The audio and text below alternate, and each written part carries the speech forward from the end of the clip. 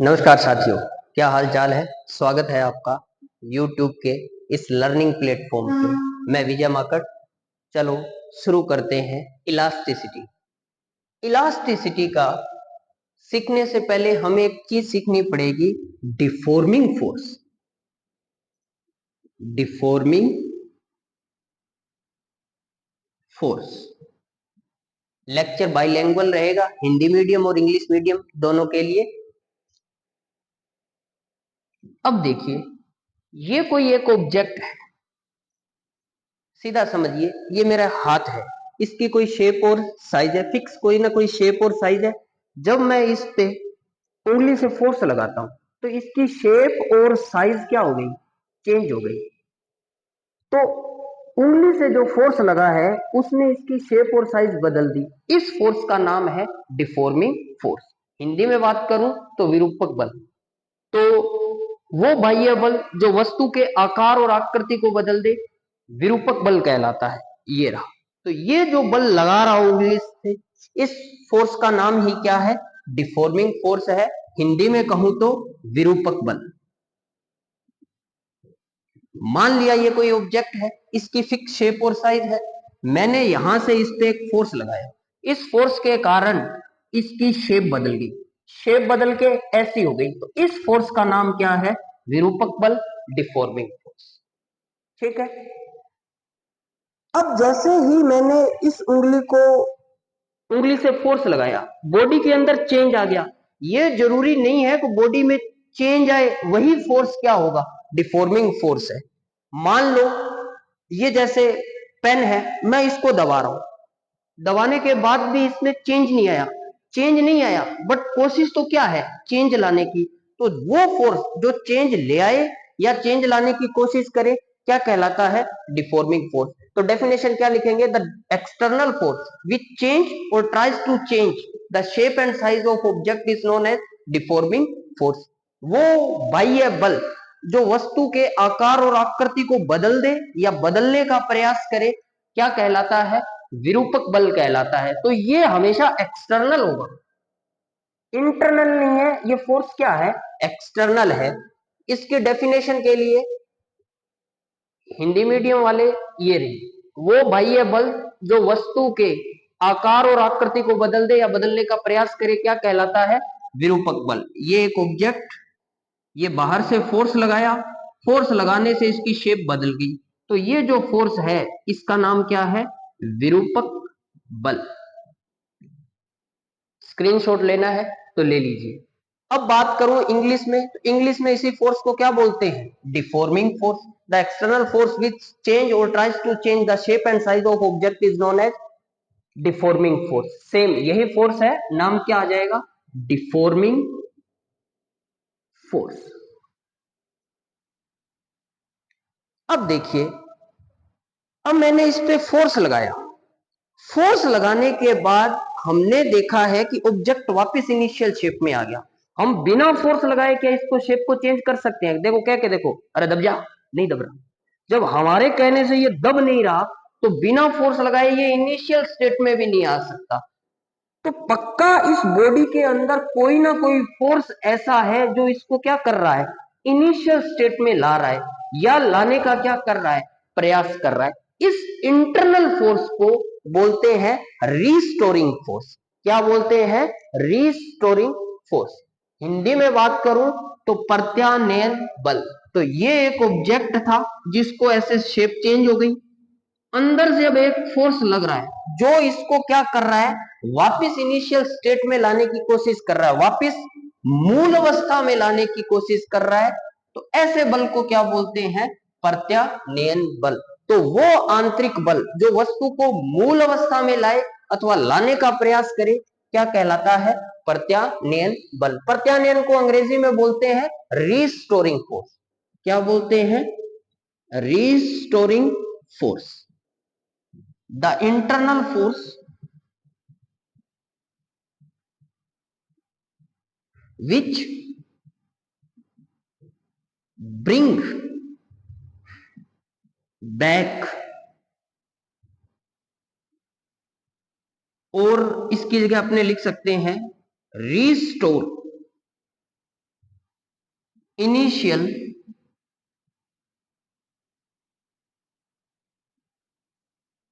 The internal force which bring,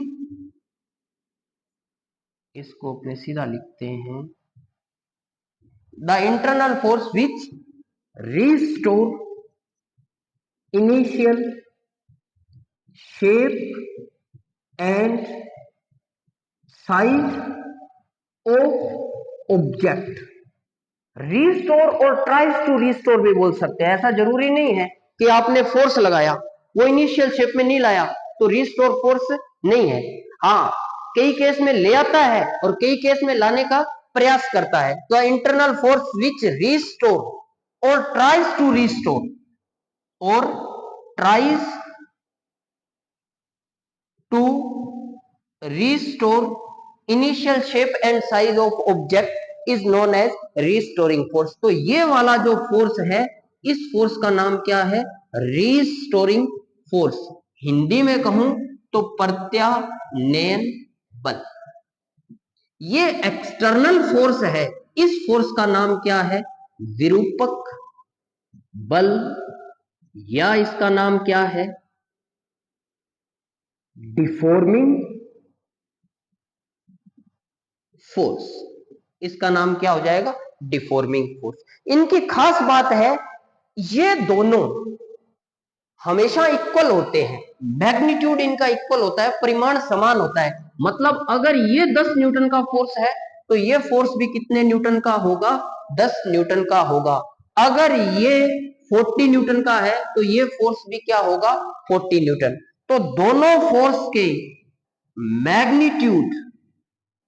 magnitude of deforming force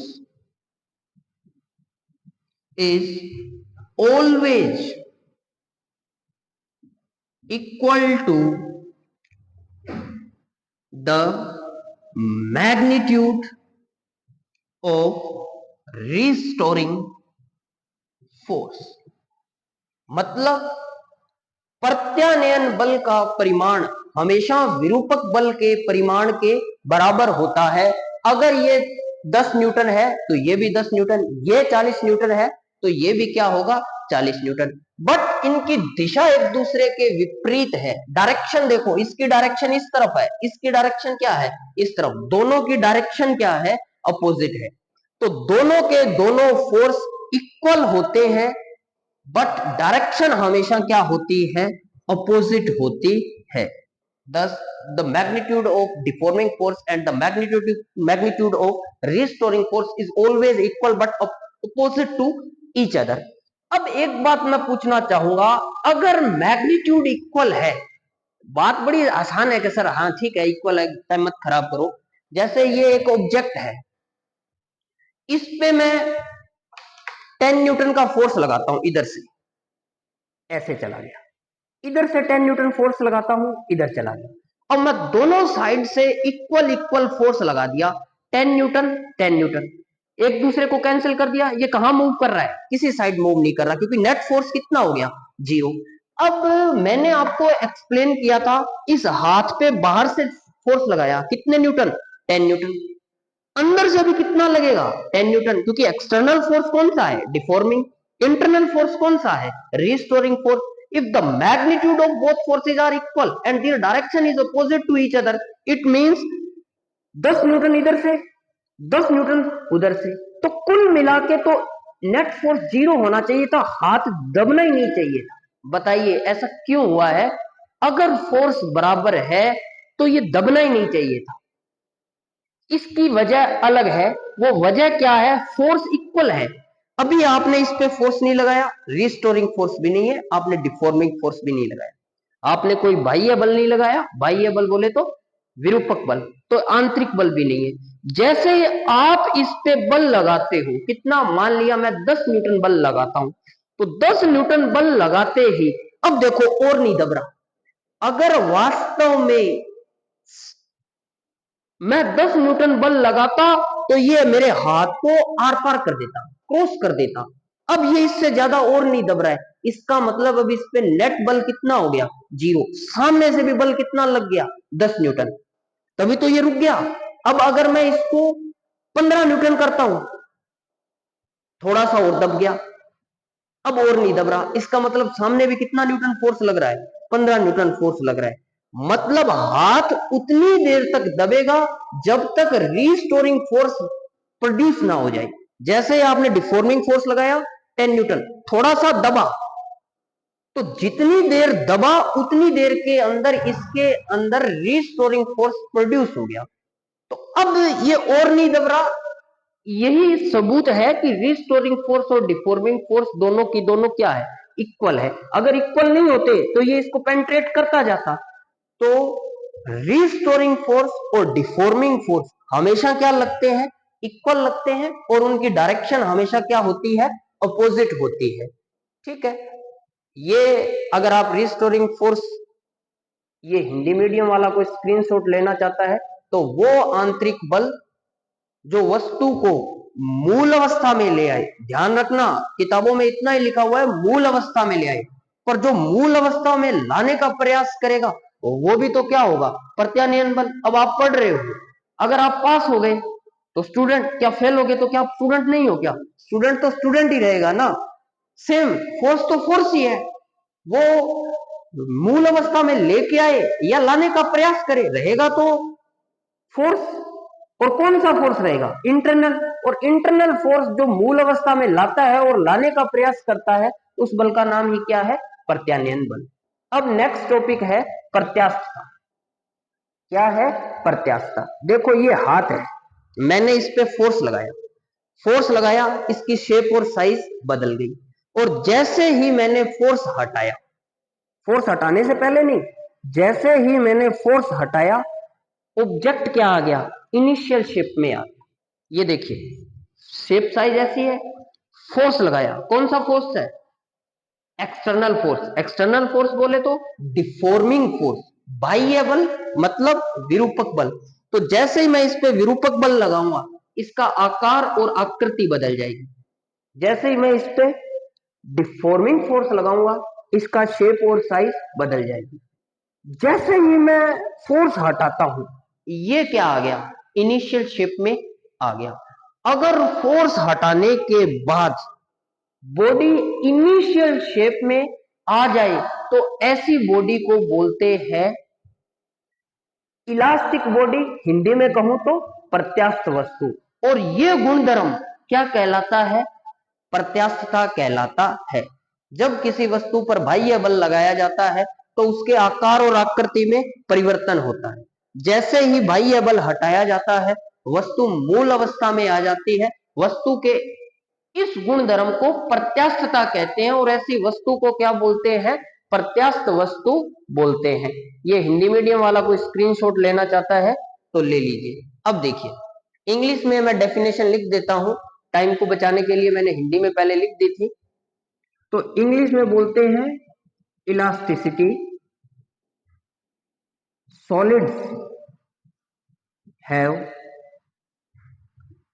fix shape and size when external deforming force is applied on an object, its shape and size changed. If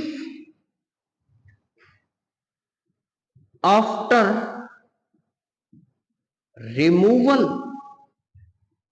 of force body regain initial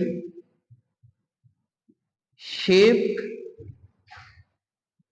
and size, then such body is known as elastic body, and such property is known as elasticity। आपको समझ आ गई क्या गुरुजी? Shape size fix है, force लगाया, shape size में change आया। Force हटाते ही अगर ऑब्जेक्ट वस्तु मूल अवस्था में लौट आए, पहले की जैसी हो जाए, जैसा हाथ था वैसा ही हो गया, तो ये वस्तु क्या कहलाएगी? प्रत्यास्थ वस्तु। और वस्तु का ये गुणधर्म क्या कहलाएगा? प्रत्यास्थता। Such body is known as elastic body and such property is known as elasticity. But आपको अभी ये चीज समझनी है, ठीक है ना? अब मैं एक आपको इसको कंफर्म करने के लिए एक क्वेश्चन देता हूं।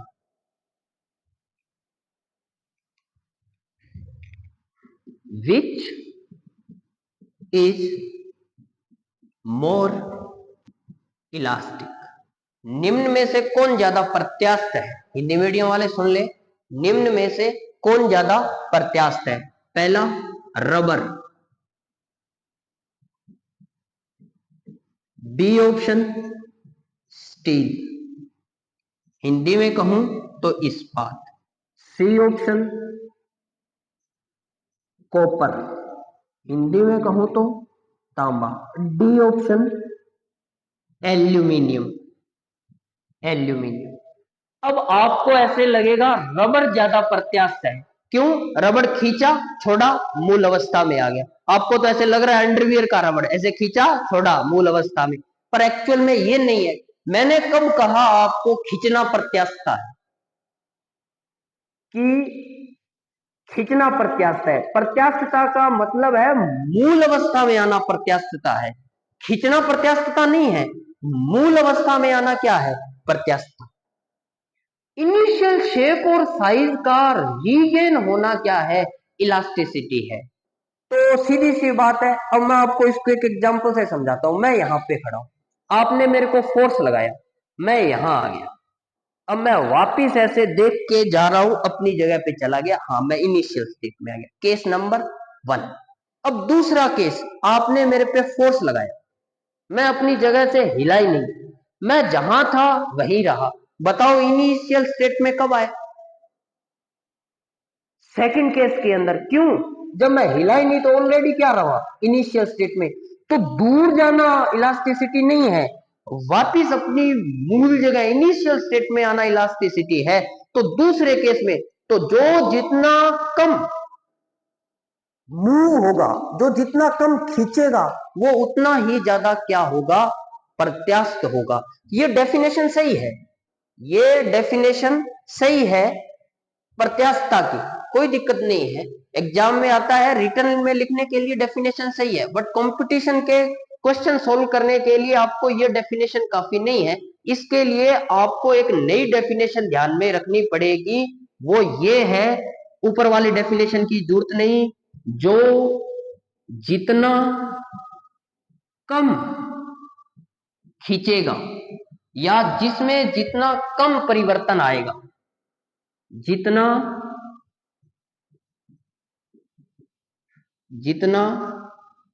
कम परिवर्तन, वो उतना ही ज्यादा क्या होगा? प्रत्यास्थ होगा। शेप साइज में चेंज क्या आए? कम आए, वो उतना ही ज्यादा क्या होगा? प्रत्यास्थ होगा। अब देखो, अब वापिस उस क्वेश्चन पे चलते हैं। ये रहा, विच इज मोर इलास्टिक। तो यहां पर आपको सीधी सी बात है, वही कम खींचेगा, उसमें चेंज कम आएगा, जो सबसे मजबूत होगा। इन सब में आपको मजबूत कौन लग रहा है? स्टील लग रहा है। इन सब के अंदर मजबूत कौन लग रहा है आपको? स्टील लग रहा है। इसलिए स्टील ज्यादा प्रत्यास्थ है, ना कि रबड़ है। तो कंपटीशन के लिहाज से आपको प्रत्यास्थता की इतनी डेफिनेशन ध्यान में रखनी है, जो जितना कम खींचेगा वो उतना ही ज्यादा प्रत्यास्थ होगा। इसकी एक डेफिनेशन और डिसाइड करता है कि सर ये कैसे आया, कि जिसका यंग्स मॉडुलस ज्यादा हो, जिसका यंग्स मॉडुलस जितना ज्यादा होगा, वो उतना ही ज्यादा क्या होगा? प्रत्यास्थ होगा, इलास्टिक होगा।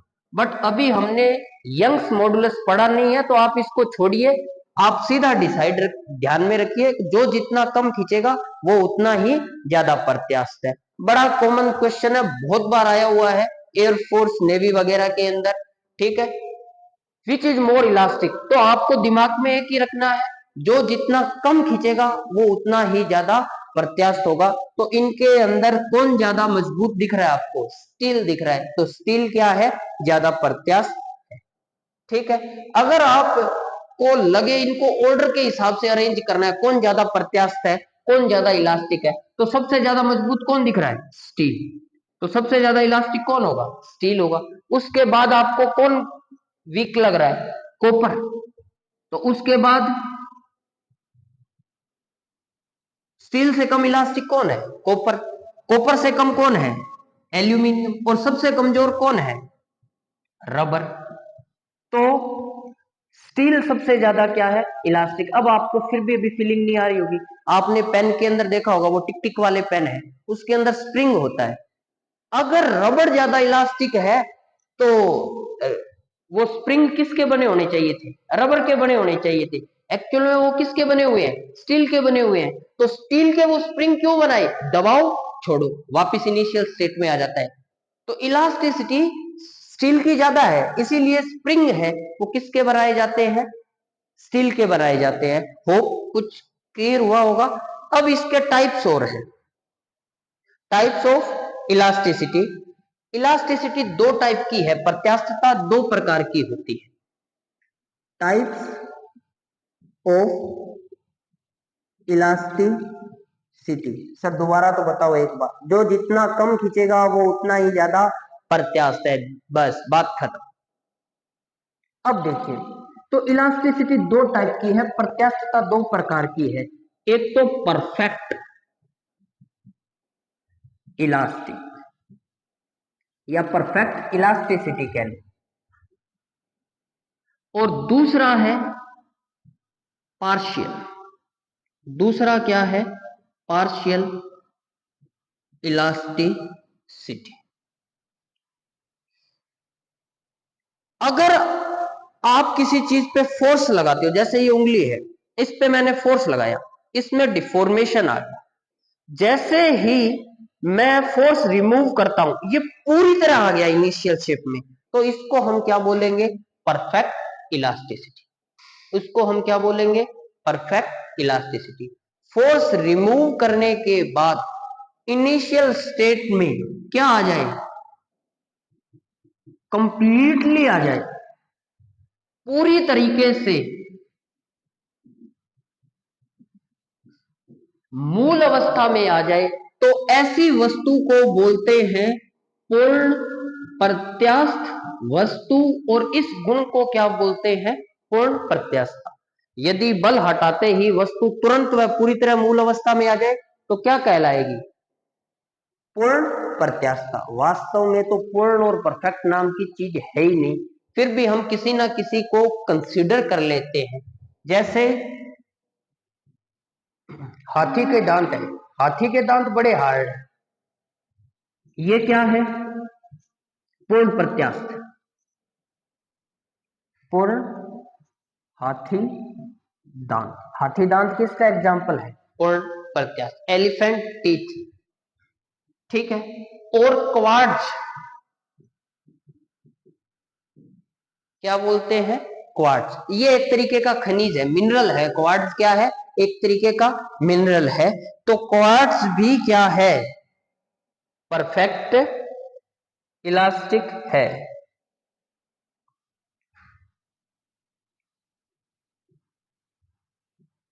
अब देखिए,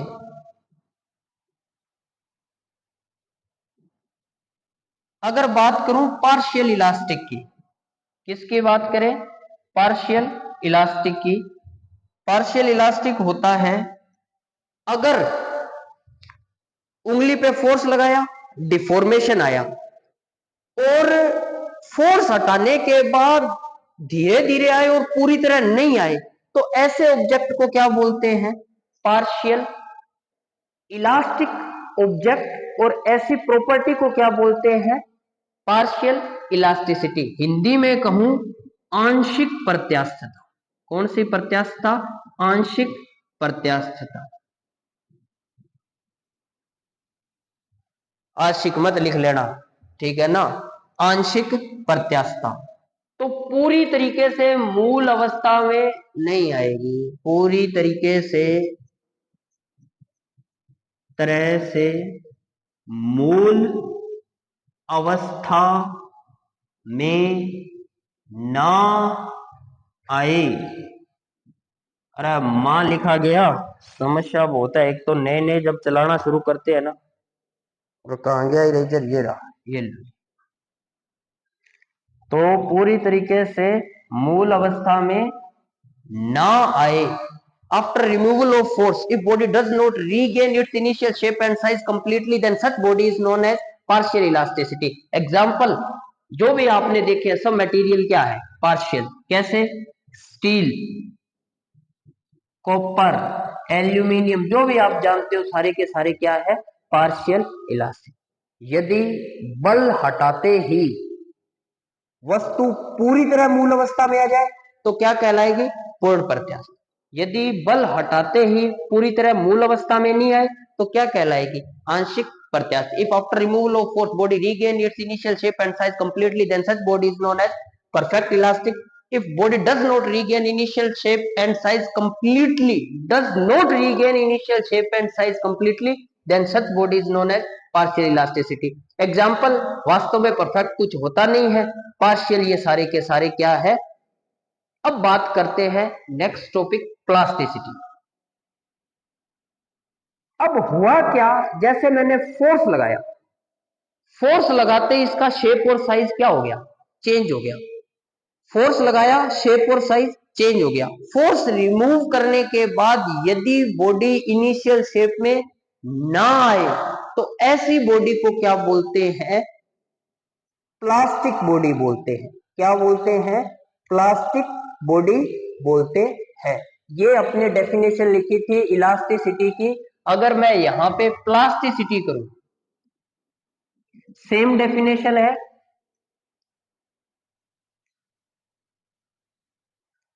After removal of force, body does not regain initial shape and size, then such body is known as plastic body. Such body is known as plastic body and such property is known as plasticity. Such body is known as plasticity. Hindi में क्या हो जाएगा?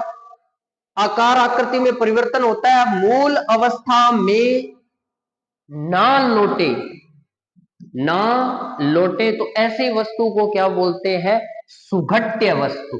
क्या बोलते हैं? सुघट्य वस्तु। और वस्तु के इस गुण धर्म को क्या बोलते हैं? सुघट्यता। बल लगाया, हटाया, मूल अवस्था में आ गई तो प्रत्यास्थता। बल लगाया, हटाया, मूल अवस्था में नहीं आई तो सुघट्यता। If after removal of force body regain initial shape, such body is known as elastic. If does not regain initial shape and size, then such body is known as plastic. ये भी दो टाइप की है। कौन कौन सी? एक तो होती है पूर्ण प्रत्यास्थता और एक होती है आंशिक प्रत्यास्थता। प्रत्यास्थता कितने टाइप की है? सुघट्यता, सुघट्यता, प्लास्टिसिटी, ये भी कितने टाइप की है? दो। कौन कौन सी? वही पूर्ण सुघट्यता, परफेक्ट प्लास्टिसिटी, और नेक्स्ट क्या है? आंशिक सुघट्यता।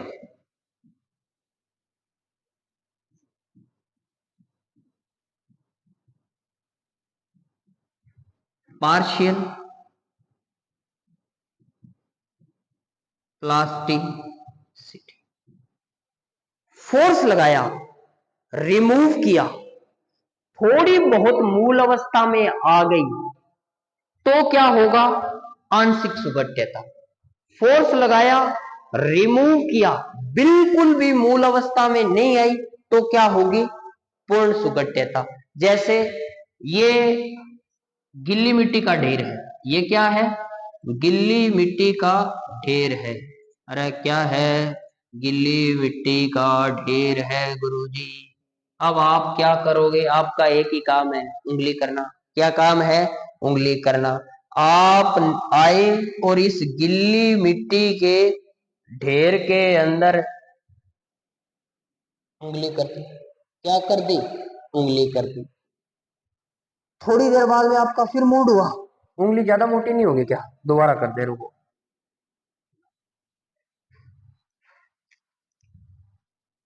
आपने इसमें उंगली कर दी, ये क्या कर दी? उंगली कर दी। अब ये गिल्ली मिट्टी का ढेर था, आप आए, इसमें आपने क्या कर दी? उंगली कर दी। थोड़ी देर फिर बाद आए, फिर उंगली डाल दी। आपका तो एक ही काम है, उंगली डालना। फिर थोड़ी देर बाद आए, फिर उंगली डाल दी। सर ये क्या एक्सपेरिमेंट है? सुनते जाओ। ये देखो, ये क्या है? ये है बेटा गूंदा हुआ आटा, डो। ओसड़ेड़ो आटो है, के है? ओसड़ेड़ो आटो। लो गुरुजी, ये बदली है, आप थोड़ी बदले हो। आपका तो एक ही काम है, क्या? उंगली करना। आप आए, झप, उंगली कर दी। क्या कर दी? उंगली कर दी। अब देखो, आप क्या करोगे? जैसे ही थोड़ी देर बाद में चेक करोगे, ये वापिस अपनी इनिशियल स्टेट में आ जाएगा। ये इतना क्या आ जाएगा? वापिस इनिशियल स्टेट में आ जाएगा। वापिस उंगली डालने की कोशिश करोगे, अब नहीं आएगी। डाली ये थी, अब पूरी कौन सी आ रही है? ये आ रही है। पर यहां ये डाली थी, थोड़ी देर बाद में फिर डाल रहे हो, ये आ रही है। मतलब ये थोड़ी सी भी इनिशियल स्टेट में वापिस नहीं आई। तो ये कौन सी है? पूर्ण सुगठ्यता। बिल्कुल भी इनिशियल साइज और शेप रीगेन नहीं की, परफेक्ट प्लास्टिसिटी। बट यहां ये जो आटा था, जो गूंदा हुआ आटा, इसके अंदर जब आपने उंगली करी ना, ये थोड़ी बहुत इनिशियल स्टेट में वापिस आ गई। तो ये आटा है, किसका एग्जाम्पल हो गया? आंशिक सुगठ्यता का। और ये जो गिल्ली मिट्टी है, ये किसका एग्जाम्पल हो गया? ये हो गया पूर्ण सुगठ्यता का। वास्तव में कोई भी चीज पूर्ण सुगठ्य नहीं है, फिर भी हमने गिल्ली मिट्टी, पुट्टी, वेट सैंड, पुट्टी, ये घरों में पुट्टी करते हैं पीओपी वाली, वो, इन सबको हमने क्या मान रखा है? पूर्ण सुगठ्य वस्तु मान रखा है। आंशिक सुगठ्यता, वो सारी की सारी स्टील, तांबा, एल्यूमिनियम, ये सारी की सारी क्या है? आंशिक सुगठ्य वस्तु। गुरुजी गोली दे रहे हो? अरे क्या हुआ गुरुजी? यही आंशिक प्रत्यास्थता में एग्जाम्पल बताए थे, यही आंशिक सुगठ्यता में एग्जाम्पल बता रहे हो। सेम एग्जाम्पल इलास्टिसिटी में बताए, सेम एग्जाम्पल फिर प्लास्टिसिटी में बता रहे हो। इसका एक कारण है, ये गलत नहीं है, ये डाउट अभी क्लियर हो जाएगा। एक टॉपिक पढ़ो, इलास्टिक लिमिट। क्या नाम है? Elastic limit. प्रत्यास्थता सीमा। अरे कौन सीमा? सीमा।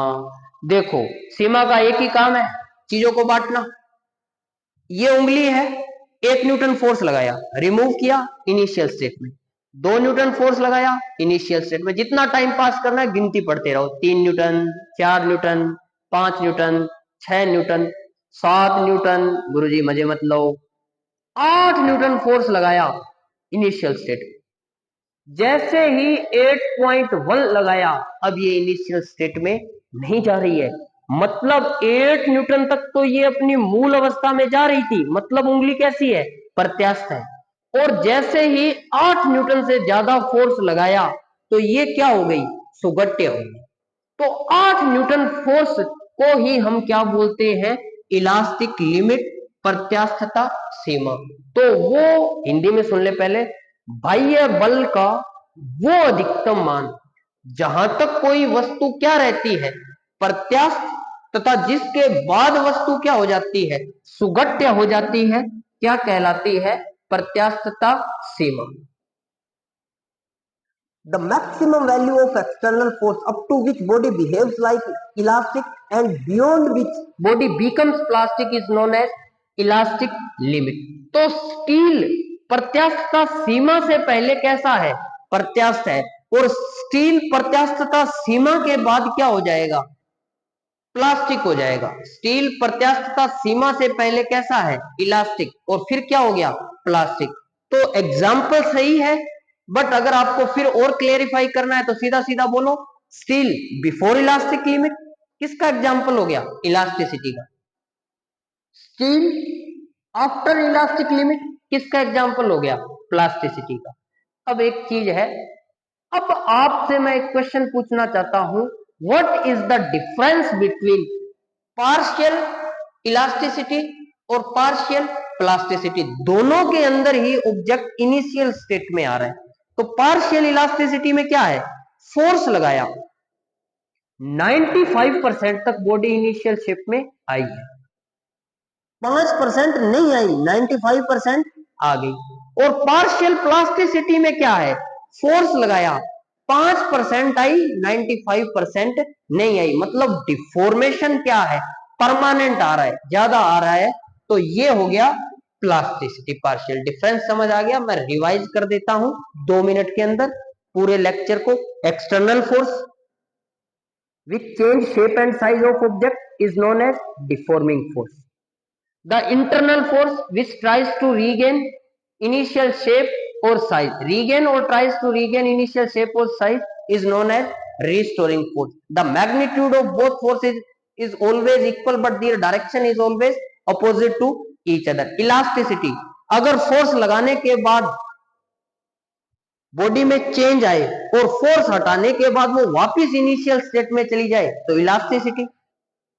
अगर पूरी तरह इनिशियल शेप में चला जाए परफेक्ट इलास्टिसिटी, पूरी तरह नहीं जाए पार्शियल इलास्टिसिटी, अगर बिल्कुल नहीं जाए प्लास्टिसिटी। परफेक्ट और पार्शियल, परफेक्ट प्लास्टिसिटी में बिल्कुल नहीं जाएगी, जैसे गिल्ली मिट्टी थी, छेद बिल्कुल छोटा नहीं हुआ, होल बिल्कुल छोटा नहीं हुआ, परफेक्ट। और थोड़ी बहुत चली जाए, जैसे आटा जा रहा था, तो वो क्या हो जाएगा? Partial elasticity. जय हिंद, होप आपको समझ आया। खुश रहें, मस्त रहें।